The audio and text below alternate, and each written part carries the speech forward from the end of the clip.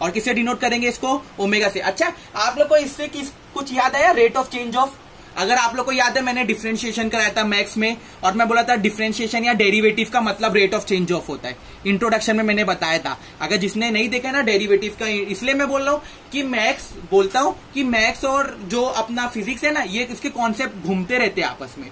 तो कोई मैथ्स को छोड़ो मत, मैथ्स भी साथ में लो, ठीक है? तो साइकोलॉजी के बदले मैथ्स, ऐसा मैथ्स के बदले साइकोलॉजी ऐसा मत करो बेटा, आप लोग मैथ्स भी लो, बहुत इंपॉर्टेंट है मैथ्स, ठीक है? तो अगर किसी ने नहीं देखा तो मैं बता देता हूं, ये जो रेट ऑफ चेंज ऑफ है ना, रेट ऑफ चेंज, ठीक है, मतलब कोई भी चीज बदलती है, तो कोई भी चीज को बदलने की चीज को हम लोग किससे मेजर करते हैं?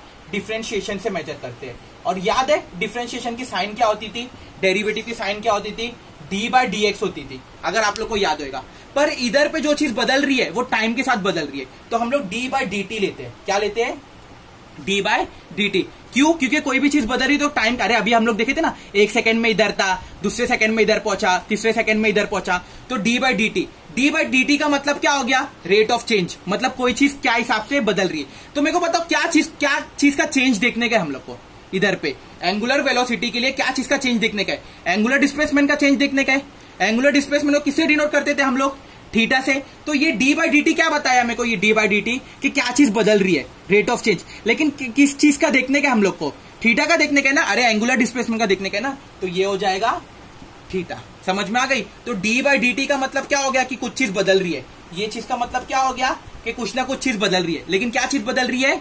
जो आगे लिखे ना वो चीज बदल रही है। क्या लिखे हम लोग आगे? Angular displacement, theta. तो समझ में आ गई? तो सिंपल सा फॉर्मूला अगर मैं बना दूं तो एंगुलर वेलोसिटी मतलब ओमेगा हो जाएगा, और रेट ऑफ चेंज मतलब क्या होता है? d/dt होता है। और क्या चीज चेंज हो रही है? Angular displacement. तो ये क्या हो जाएगा? थीटा हो जाएगा। समझ में आ गया? तो ये भी क्या बन गया बेटा? मेरा फॉर्मूला बन गया, ठीक है? तो अगर इधर पे d/dt यूज करो ना तो वो इंस्टेंटेनियस रहेगा, मतलब जगह पे, ठीक है? INS लिख देता हूं, ठीक है? जगह पे मतलब वो पर्टिकुलर गिवन टाइम पे। अगर मेरे को एवरेज पता लगाने के ना, एवरेज, अगर ओमेगा का एवरेज पता लगाने का है तो मैं डी नहीं यूज करूंगा, मैं डेल्टा यूज करूंगा, खाली ये याद रखना, ठीक है? तो ये delta theta by delta T हो जाएगा। कब ये यूज होएगा? एवरेज के लिए। ये कब यूज होएगा? इंस्टेंटेनियस, मतलब पर्टिकुलर टाइम पे। अरे 5 सेकंड पे कितनी है? तो ये गिवन टाइम के लिए। और अगर पूरे टाइम का एवरेज करने का तो मैं क्या लगाऊंगा? डेल्टा लगाऊंगा। तो मेरे को बताओ डेल्टा कब लगेगा? जब हम लोग क्या पता लगा करने का रहेगा? एवरेज पता करने का रहेगा। और एक पर्टिकुलर गिवन टाइम पे अगर हम लोग को पता करने का रहेगा तो हम लोग क्या लगेगा? डी लगेगा, ठीक है? d/dt। चलो समझ में आ गई ये बात, ठीक है? हाँ, तो नेक्स्ट लास्ट वाला बच्चा हम लोग का एंगुलर एक्सेलरेशन। किससे डिनोट? अच्छा, नॉर्मल एक्सेलरेशन को किससे डिनोट करते थे? ए से डिनोट करते थे, लीनियर एक्सेलरेशन को। एंगुलर एक्सेलरेशन क्या हो जाएगा मेरा? अल्फा। तो ये क्या बताएगा? Rate of change of angular velocity. अरे भाई मेरी एंगुलर वेलोसिटी मतलब ओमेगा क्या हिसाब से चेंज हो रही है ना, तो वो कौन बताएगा? अल्फा बताएगा। तो मेरे को बताओ फिर से, रेट ऑफ चेंज क्या हो जाएगा? Rate of change d/dt। अभी हम लोग ने देखे ना, d/dt मतलब रेट ऑफ चेंज। क्या चीज चेंज हो रही है? Angular velocity. एंगुलर वेलोसिटी को किससे डिनोट करते थे हम लोग? अब भी करे ना, ओमेगा से। देखो एंगुलर वेलोसिटी किससे करे थे? ओमेगा से। तो ये क्या हो जाएगा मेरा? ओमेगा। लेकिन अभी मैंने डी यूज करा हूं, तो ये अल्फा का कौन सा आंसर मिलेगा? पर्टिकुलर टाइम इंस्टेंटेनियस का, मतलब पर्टिकुलर गिवन टाइम का मिलेगा। लेकिन अगर मेरे को एवरेज चाहिए, उसका एवरेज चाहिए, तो मेरे को क्या लेना पड़ेगा? डेल्टा लेना पड़ेगा। तो ये हो जाएगा डेल्टा ओमेगा अपॉन क्या हो जाएगा?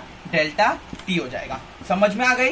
तो ये सब फॉर्मूला हम लोग को न्यूमेरिकल्स के लिए काम आने वाले हैं। तो सब चीज का आप लोग को एकदम अच्छे से एसेस लेने का है, ठीक है? इसके बाद में अगर नहीं लिए तो कुछ भी प्रॉब्लम नहीं, अभी मैं आप लोग को एक बना के टेबल बना के अभी फट से समझा दूंगा, ठीक है?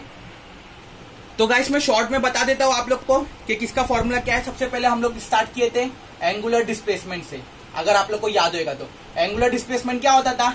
थीटा होता था ना, ठीक है? चलो, ये थीटा का अगर मैं डेरिवेटिव मारूं, मतलब d/dt करूं, ये थीटा का अगर मैं डेरिवेटिव मारूं तो ये ऐसी हो जाएगा ना, d/dt।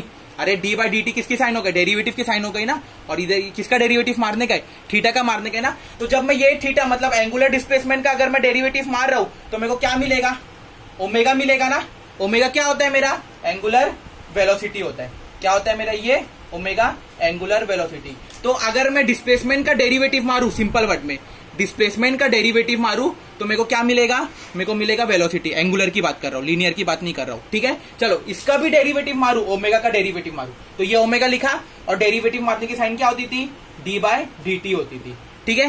तो मेरे को क्या मिलेगा, मेरे को मिलेगा अल्फा। अल्फा क्या होता है बेटा, मेरा एंगुलर एक्सेलरेशन होता है। तो ये हो गया मेरा, ये हो गया एंगुलर, ये क्या हो गया मेरा एक्सेलरेशन हो गया।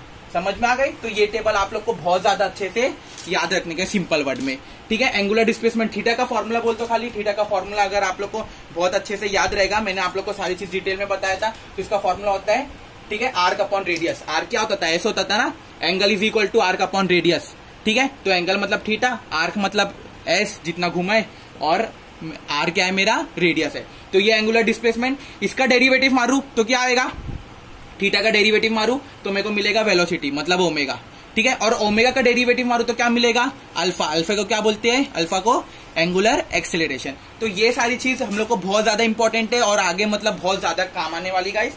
तो आज के लेक्चर में फिलहाल के लिए इतना ही। मैं उम्मीद करता हूँ कि ये जो लेक्चर इतनी मेहनत से जो बनाया हो आप लोग के लिए, और बहुत सारी चीज कॉन्सेप्ट बहुत ज्यादा डिटेल में, बहुत ही ज्यादा डिटेल में समझाने की कोशिश किया हूँ, तो ये आप लोग को बहुत अच्छे से समझ में आया होगा। इसके बाद नेक्स्ट लेक्चर में लेके जल्दी आप लोग के लिए हाजिर हो जाऊंगा, ठीक है। लेकिन ये लेक्चर को देखो अच्छे से, एक बार देखो, उसके बाद दूसरे बार एक बार फिर से और देख लो, थोड़ा सा नोट्स बनाने के लिए जो जो चीज लिखा हो वो सब चीज को नोट्स बना के रखो। आप लोग को एकदम ये टॉपिक पूरा अच्छे से एकदम पक्का हो जाएगा, ठीक है। चलो आज के लिए फिलहाल इतने, अस्सलाम वालेकुम।